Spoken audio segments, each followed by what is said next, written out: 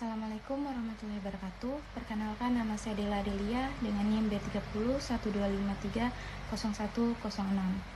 Baiklah, di sini saya akan mereview secara singkat buku Filsafat Yunani karya John Marshall. Thales. Awal mula filsafat Yunani, Thales dikenal sebagai filsuf pertama dalam sejarah Yunani. Ia hidup sekitar abad ke-6 sebelum Masehi di kota Miletus. Thales mencoba menjelaskan alam dengan akal dan pengamatan, bukan melalui mitos atau cerita para dewa. Menurut Thales, segala sesuatu berasal dari air. Ia berpendapat bahwa air merupakan unsur dasar yang menjadi asal mula kehidupan dan alam semesta. Walaupun teori ini tidak lagi dianggap benar secara ilmiah, pemikiran Thales sangat penting karena menjadi langkah awal lahirnya cara berpikir rasional dan ilmiah. Kaum sofis, manusia sebagai ukuran segala sesuatu. Kaum sofis adalah kelompok guru dan pemikir yang hidup di Yunani kuno. Salah satu tokohnya yang terkenal adalah Protagoras. Kaum sofis mengajarkan keterampilan berbicara, berdebat, dan meyakinkan orang lain. Mereka beranggapan bahwa kebenaran bersifat relatif. Protagoras terkenal dengan pernyataannya, manusia adalah ukuran segala sesuatu. Artinya, sesuatu dapat dianggap benar atau salah, tergantung pada sudut pandang manusia. Pemikiran sofis banyak berpengaruh dalam bidang retorika dan pendidikan, meskipun sering dikritik karena dianggap lebih mementingkan kemenangan dalam debat daripada pencarian kebenaran. Sokrates mencari kebenaran melalui dialog. Sokrates merupakan salah satu tokoh filsafat paling berpengaruh, berbeda dengan kaum sofis.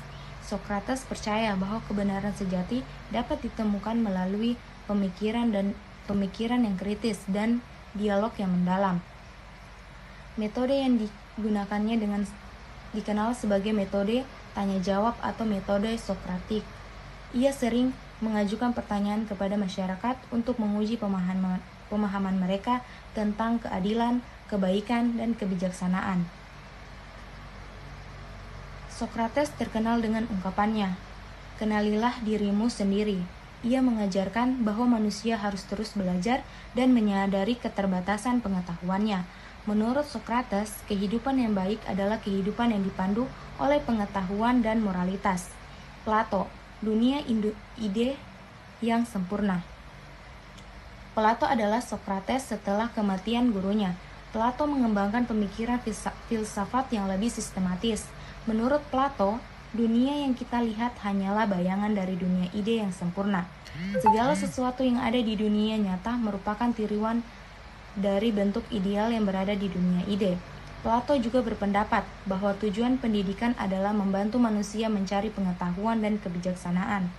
Dalam bidang politik, ia mengemukakan gagasan bahwa negara sebaiknya dipimpin oleh seorang filsuf yang bijaksana karena memiliki pengetahuan dan moral yang baik. Aristoteles, filsafat berdasarkan pengamatan. Aristoteles adalah murid Plato, namun ia memiliki pandangan yang berbeda dengan gurunya. Jika Plato menekankan dunia ide, Aristoteles lebih percaya pada pengalaman dan pengamatan terhadap dunia nyata. Menurutnya, pengetahuan diperoleh melalui observasi dan penelitian terhadap alam. Aristoteles memberikan kontribusi besar dalam berbagai bidang seperti logika, etika, politik, biologi, dan ilmu pengetahuan.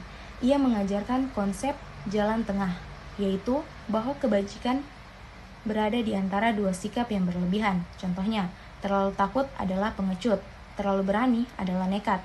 Sikap yang baik adalah keberanian yang seimbang. Jadi, perkembangan filsafat Yunani menunjukkan perjalanan pemikiran manusia dari alam menuju manusia dan kehidupan sosial. Thales mengawali filsafat dengan mencari asal-usul alam secara rasional.